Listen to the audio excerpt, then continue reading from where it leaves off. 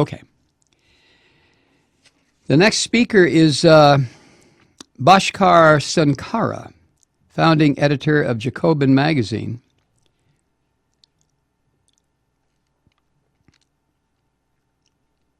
This person writes, I think that fundamentally the Sanders campaign was a huge triumph. It may sound funny to say that at this moment when a lot of people are rightly disappointed by Sanders' decision to endorse Clinton in such a full-throated way. But the reason why I supported Bernie Sanders from the beginning, and I obviously had disagreements with comrades in the International Socialist Organization and others on this issue, was because I thought a self-described democratic socialist pushing a social democratic program could open political space and possibilities.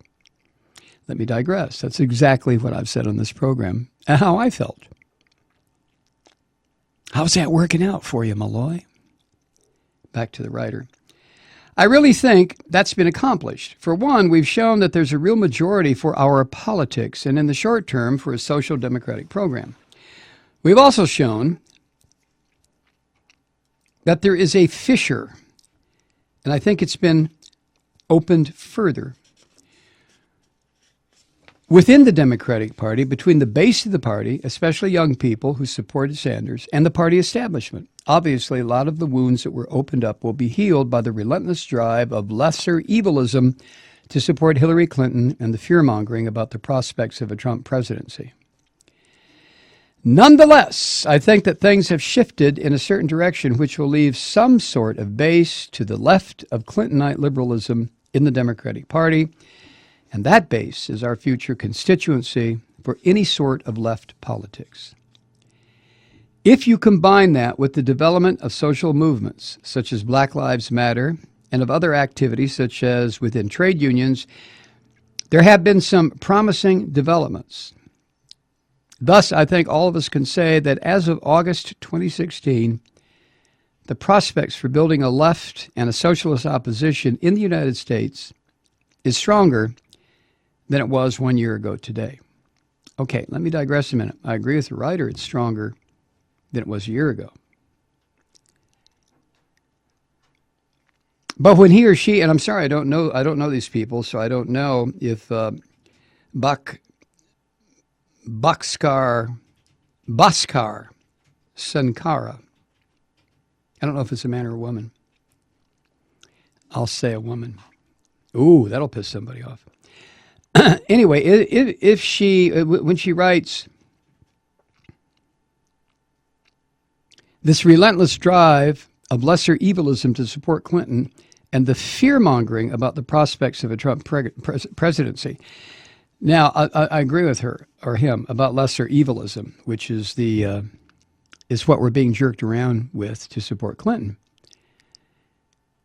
But her next phrase, and the fear-mongering about the prospects of a Trump presidency, that's bullshit. What do you mean fear-mongering? I don't think anybody can state the fear enough where it concerns a Trump presidency. I don't call that fear-mongering at all. I call that a loud warning sign, warning signal, like when nuclear bombs are about to fall on you. You know, that. So I disagree that what's being said about Clinton is fear-mongering. I think it's truth-telling. Back to Sunkara. That said, the success in energizing people around the Sanders campaign may not translate immediately and directly in marshaling all these people and directing them toward the left and various non-electoral struggles right away. Instead, it represents a kind of terrain for the left for some time to come. These people will be the raw material and a receptive audience for us to continually engage with over the next 5 or 10 years. It is important that the left learn to relate to everyone. We have to figure out how to connect to the Bernie supporters who are following Sanders and will critically support Hillary Clinton. And I think it's very important to relate to young people who are basically saying, for lack of a better term, fuck it, and refusing to support any establishment candidate, whether they are voting for Jill Stein or staying home. I think we need to relate to all those people while trying to keep alive the vision of the politics we want, which is independent class organization. We have the opportunity to push that line wherever we can. I think there's a real opportunity, particularly at the local level in cities like New York and Chicago, to challenge Democrats. And it's there that I think we need to aggressively push against the idea that the Democratic Party can be transformed and used in any shape or form. Often, we rightly criticize attempts to transform the Democratic Party from within at the national level. So we rightly criticize, for example, Bernie Sanders' endorsement of Hillary Clinton. But I think it's a better use of the left's efforts to organize independent political challenges at the local level, because we can actually, in many places, run viable competitive campaigns for city council or state senate and challenge the Democrats there.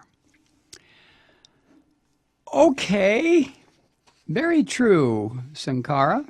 I totally agree. I've been talking the same shit ever since Ralph Nader would make his quadrennial appearance to run for president. My attitude towards Ralph Nader was, where the fuck were you for the past 4 years? Where's your party apparatus? Why were you not working on a grassroots level to get this done? City council members, state legislators, Public Utilities Commission commissioners. Why pop up out of the woodwork every 4 years? Vote for me, vote for me. That's bullshit. That's political masturbation, and it gets us nowhere. Nowhere. So yeah, building a grassroots infrastructure is absolutely necessary. That's something we've talked about in this program over and over and over again. And in some instances, it's being done. In a few, I don't think anybody on the socialist left that I'm aware of is coordinating or at least putting together the results of people who run these independent campaigns for these low-level political jobs, who challenge fuck the Republicans, who challenge the Democrats because they're useless too, and get positions of power, local power. Like Sunkara said, like I've said, like most people say, get the city council first. Get the state legislature next. Get the governorship after that. Get some representatives then some senators. Then start talking about your movement. Now, Sanders said over and over and over again that he represented a bottom-up movement. And every time he said that, I kept my mouth shut, but I disagreed. I really do not see the Bernie Sanders campaign as a grassroots bottom-up movement. No, I don't. It was a top-down. Sanders put it together. Sanders was the one who stepped out of the shadows and said, look, do you want her? Do you want him? Let's get to work on this. There was no grassroots movement for Sanders to speak of. Come on.